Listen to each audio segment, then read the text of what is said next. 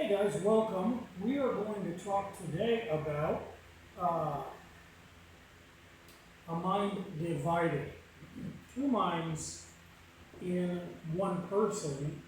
Uh, there is a situation where we have people that need to separate the two lobes of the brain, the left and right side of the brain.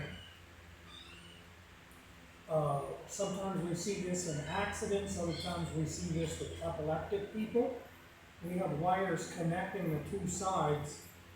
However, if an epileptic person, they're having seizures, if we cut those wires, all of a sudden this person's seizure can't spread to the other side. Very beautiful, very cool. But if we then have a very interesting person to study. Your the left side of your brain controls the right eye and the right hand, and vice versa. And once we cut those two things, the two sides are unaware of the other side. And so we can kind of see two distinct entities, persons, beings, souls, whatever you want to describe it as, inside of the same person. And it sort of gives us perspective.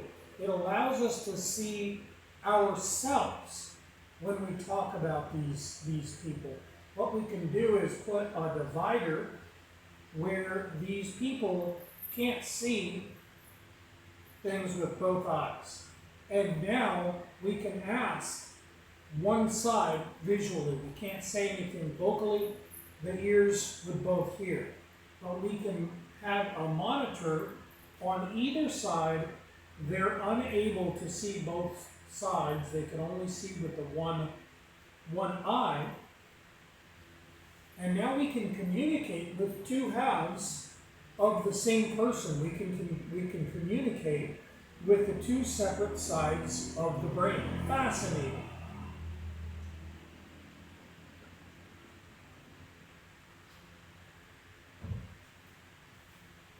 It's going to appear, these two things are capable of doing two chores at the same time.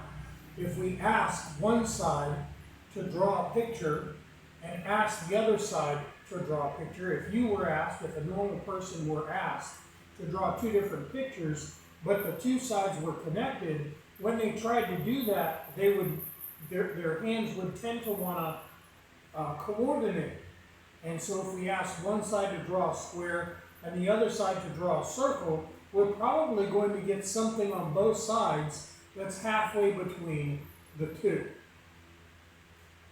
Where with these people, we're able to ask each side to draw a different shape, and they're able to carry these things out.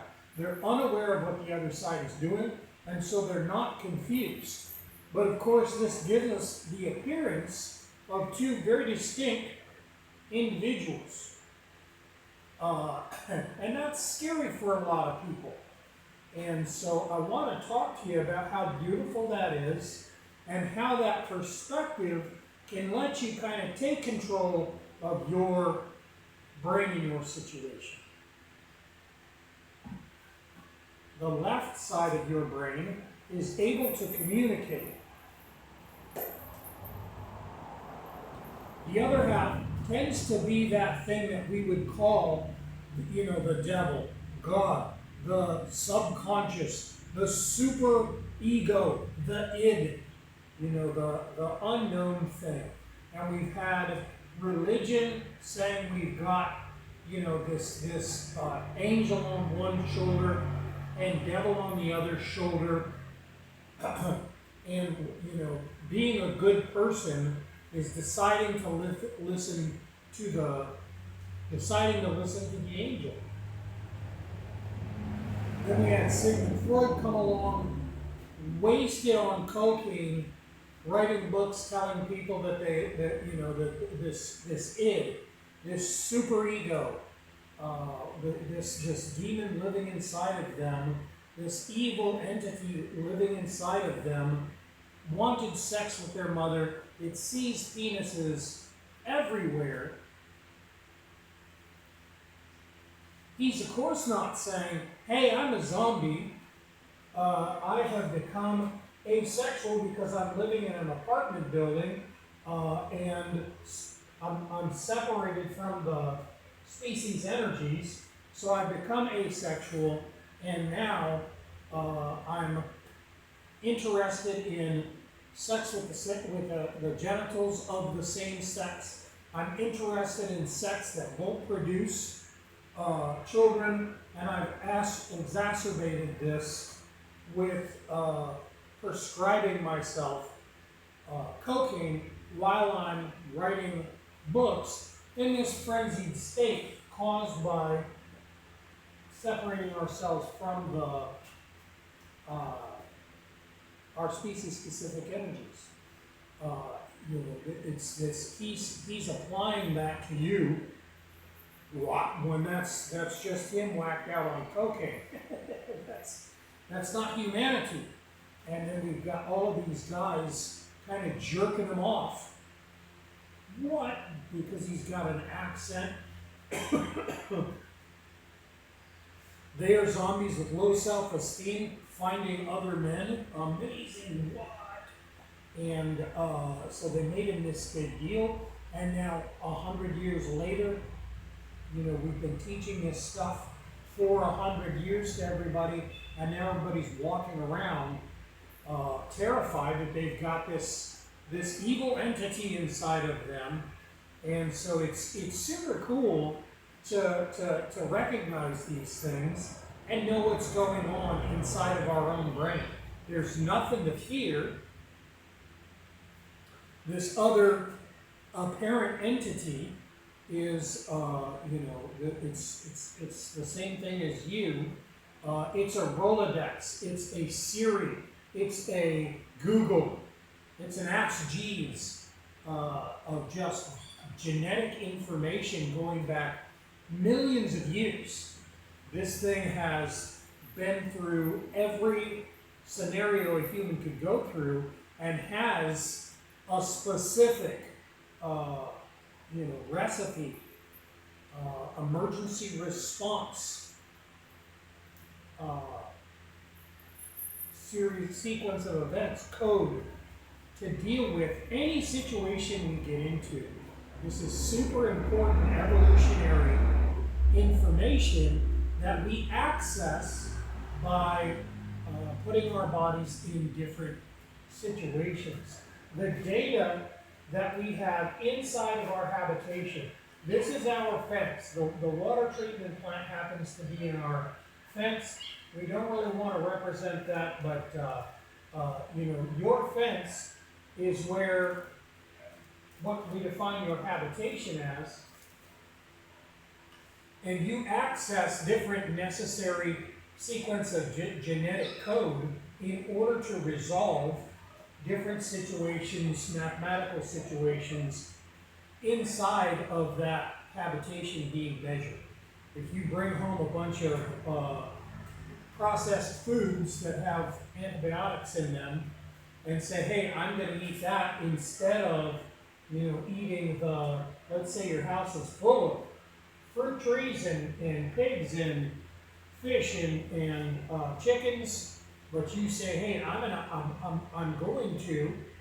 go ahead and only eat processed foods from packages and use the restroom in a water treatment plant, and then drink water from that water treatment plant. We're going to kill all the microorganisms inside of me. As they leave me, we're going to kill them. And then we're going to drink water that's killing them inside of me as well.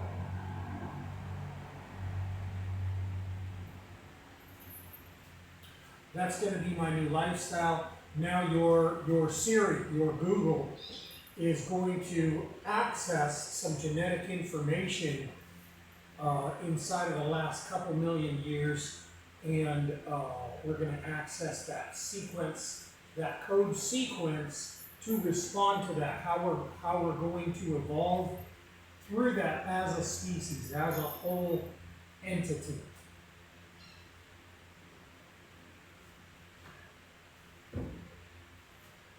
Extremely interesting stuff. There's nothing to fear inside of your brain.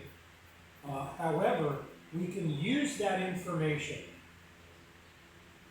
You're doing the talking, but there's another voice in there that is can be helping you out, or it can be quite contrary to some of your goals, depending on the data. Depending on the data inside of the habitation, the space being measured by this system. This morning, I got that feeling. I'm leaving. It's 5 o'clock in the morning, and I'm gonna go do my cardio. And so I get to the door, and I get that feeling. It's not words. I'm not hearing a sentence. I get the feeling, a very specific feeling, I'm forgetting something. And so I go, keys, knife, pepper spray, flashlight. I don't need this and this yet, but I've got those things. So I go, false alarm. I go to the next little station. I'm doing pills, I'm making ice, I'm giving the cat some milk and food. And then I go to grab the next door, and I get the feeling again. I'm like, check it out. No, I grab the hot dog for the puppies. On the bike ride, I've got everything. False read again. How peculiar is that? The system is off today. I go to the garage door. I unlock the garage door. I get the garage door open. I get the bicycle out, and I go to close the garage door. I get the signal again, and I actually check again and go, what is going on? I get the outside gate opened up, bicycle on the exterior, close the gate. I get the signal again. I go to pull up my pants before I do my stretches, as I do every single day, and realize I'm not wearing underwear.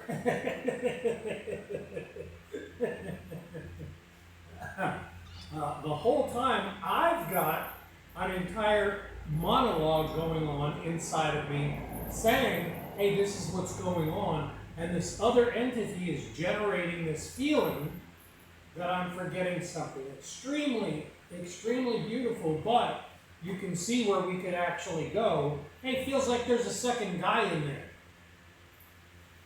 And if we're taught to, if we're trained to, we could actually be afraid of that thing. But this thing all day long is telling me, hey, don't forget this. Hey, the easy way is over here. Hey, we've learned through trial and error that banging this thing a few times gently on top of this fence is the way to go. You're doing a great job. I'm getting, attaboys. I'm getting positive feedback for different foods that I'm reaching out for. But if we have different information inside of the area being measured, inside of the habitation, if we don't have enough protein in the animals, if we don't have enough fruit in the trees, if we don't have enough microorganisms going in a circle, then the body is going to choose to die. It's going to try to get in the soil. This is not irreversible, but this is what's happened in America. And I'm not picking on America. It's happened to almost every developed nation. You guys' bodies look sexless. Your females have no sexuality. Excuse me.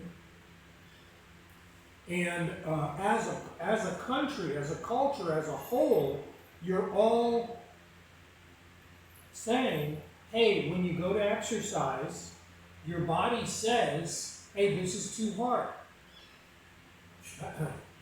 It's on your, all of your media, it's on your programs, it's in your movies, it's everywhere.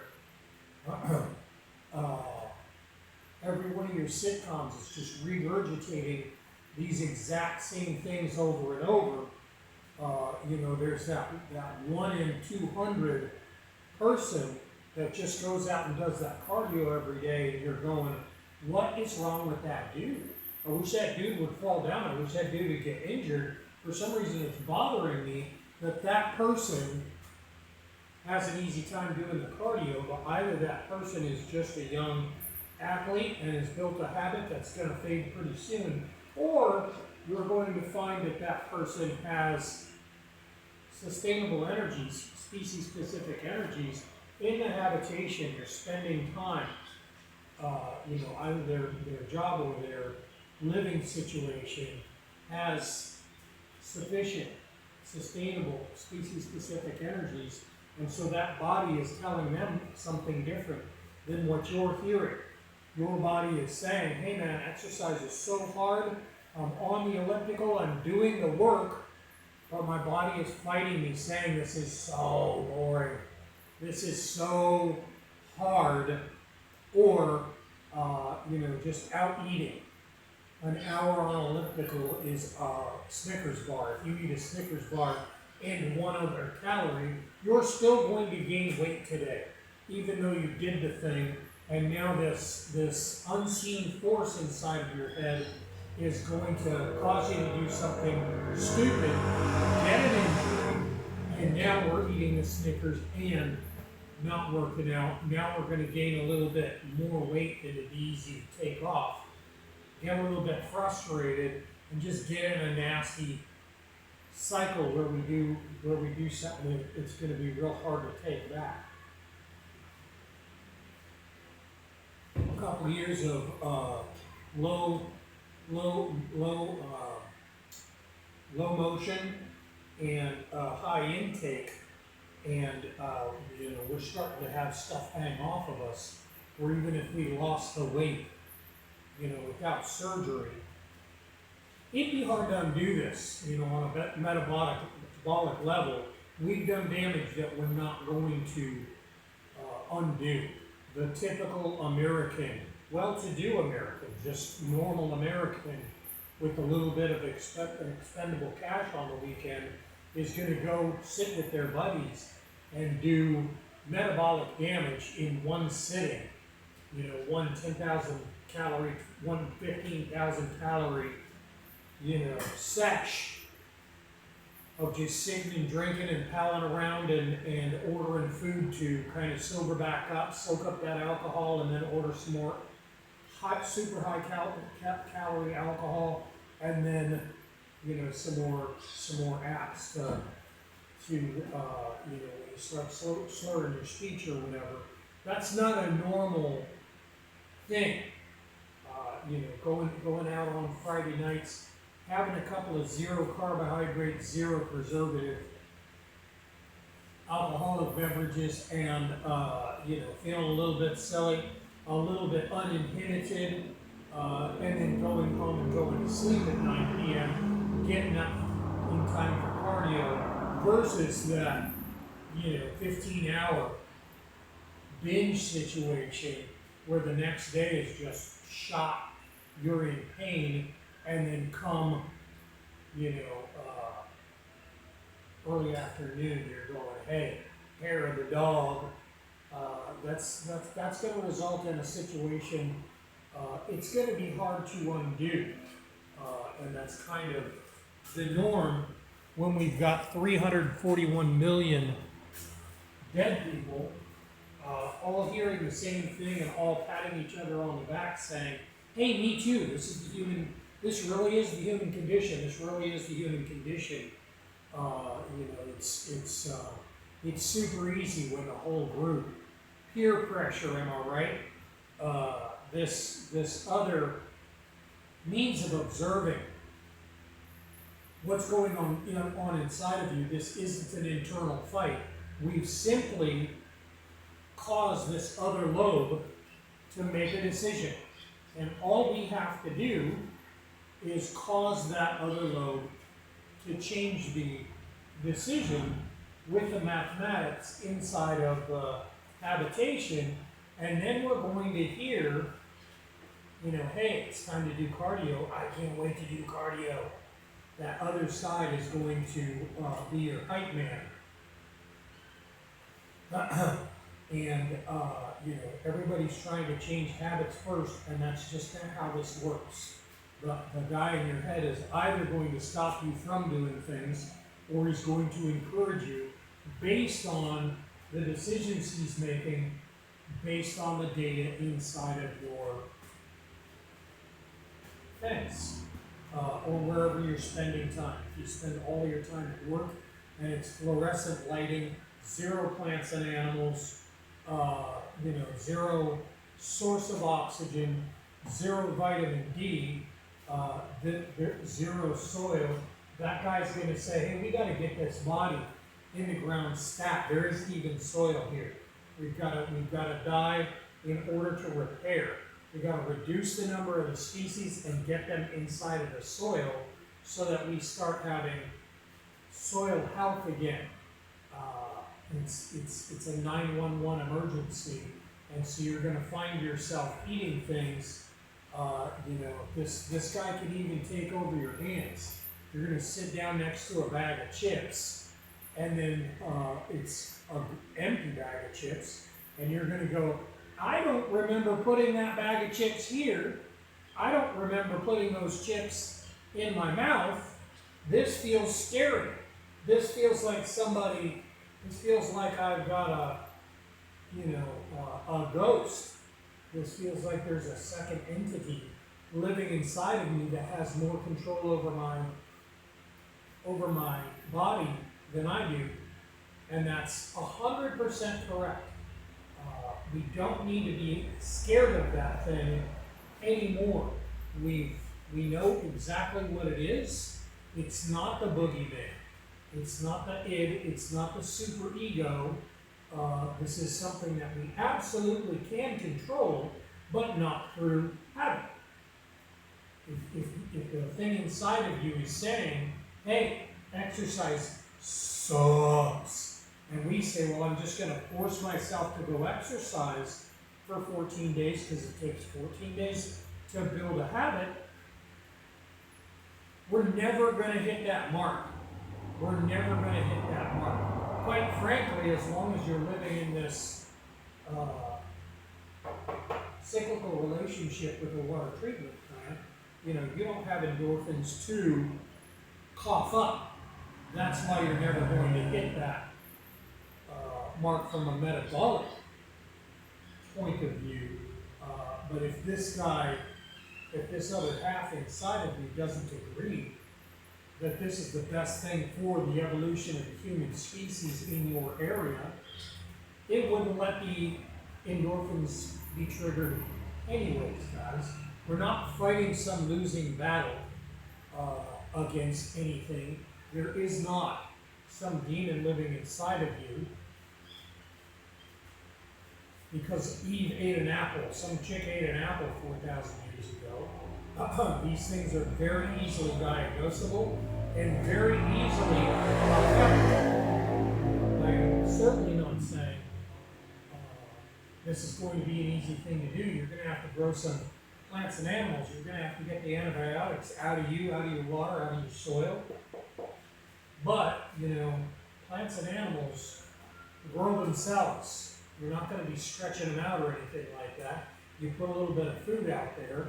If you grow them in smart pairs, you're going to be growing the food for the animals at the same time you grow food for yourselves. They're going to eat foliage, you're going to eat the fruit. They're going to turn the foliage into compost, put some extra needed chemicals on there, and then put that directly into your soil, which is going to make your plants now grow more foliage. It's breathtaking, amazing people, but it's going to take a little bit to start. I saw there was a guy that spent $10,000 on a New York rooftop garden. And I was thinking, well, geez Louise. I don't like that that's popular because it's giving people the idea that it takes $10,000 to grow a garden. But understand, if you're buying bags of soil and you're going to put a full garden on top of a roof that had no soil in the first place, you know, you're going to spend a lot of money purchasing that soil and then getting it up to a New York roof. It's, you know, seeds cost a little bit of money, but you know, a buck if you're not just taking them out of the foods that you're cooking and things like that. You might spend $1 on some seeds. Boy, Amazon is just nasty at getting your money, aren't they? There's so many things I go on there and go, wow, this seems like a really good deal. But then if I go on there and try to buy a 10-cent PVC part, they're like, hey, we'll give you 20 of these for $10 or something. And you're like, hey, wait a minute, those are 15 cents a piece. You know, getting 20 for $10 it's, you know, that's a bulk of the thing, but that's still a lot more than these things cost.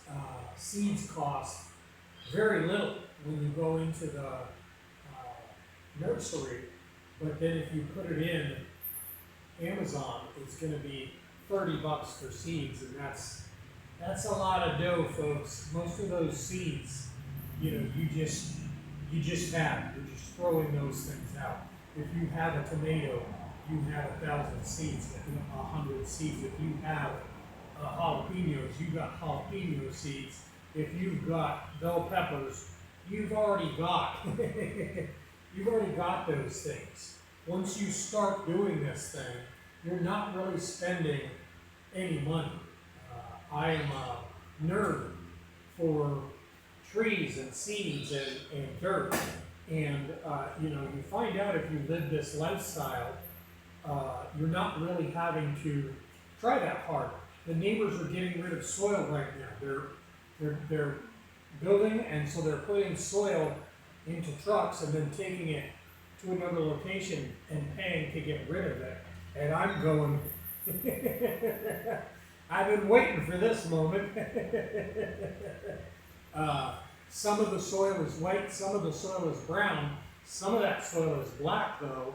And so when guys say, hey, I need some work to pay a bill, I tell them, hey, go over there and start chucking that soil over the fence over here.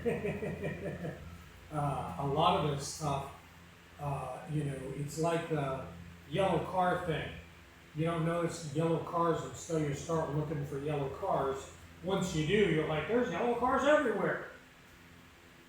If you were living a lifestyle, this lifestyle, you know, you're going to realize that you've been seeing seeds everywhere. You know, you're walking past amazing plants that are already adult. You plant a avocado tree, that's great, but it's not going to go through puberty for 15 more years. However, if your neighbor has an avocado tree that already has fruit in it, and it's overgrowing, you know, saying, hey, can I have a stick? Can I have a stick from your avocado tree this big? These are amazing avocados. Every avocado tree puts off different avocados. And so if they're good avocados, you don't want a avocado tree, you want that avocado tree. And so asking your neighbor, hey, can I get a stick this big? Is there a location where this thing is encroaching on another plant or a walkway where we can just cut a 15-inch stick off of this thing? You know, that's almost always going to be 100% yes, especially once we start building communities that are like-minded, that are all trying to do the same thing. Of course, I've got things all the time. Oh man, a guy came to work and I told him, hey, cut back this tree. and it's getting into the walkway. When I go out and it's raining in the morning time for cardio at 5 o'clock in the morning, this tree is loaded up with all this water, and if I disturb it, all this water falls down on me. And it's a tree that's great shape, beautiful, but it has no human food in it. So I'm not really, gonna string them up or try to let this guy keep growing. And so he went and cut all of the food-bearing trees out of the pathway, and I'm like,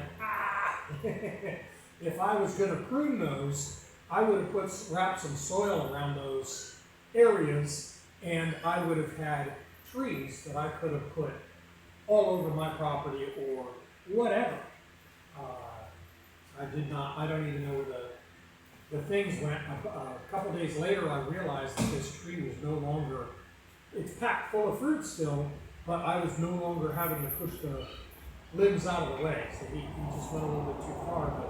But it's that easy, guys. It's that easy. Once we start paying attention, one farm is getting rid of a little bit of soil to make room for some other stuff, and another farm is saying, hey, I need some raised beds over here, man. One farm is getting rid of, I got to get rid of all of this foliage, and the other farm is saying, hey, I got to make some poles to make a little chicken coop. Get these guys over here. Once you become part of a little like-minded community, this becomes extremely sustainable, guys. When I first got here, I was buying some things. I didn't own a wheelbarrow. I didn't own a shovel.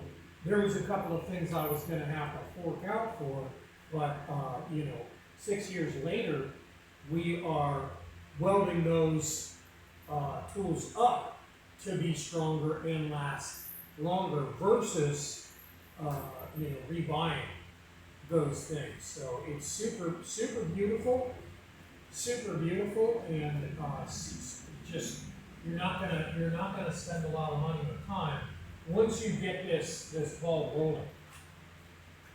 Let's see how we're doing on time, guys.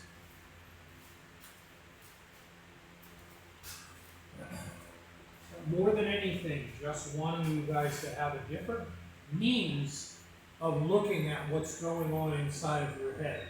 If you're struggling against something that's saying, hey man, I want to eat good, I want to eat well, but it's so expensive I can't afford it. I'll be able to afford it next year, but this year I can't.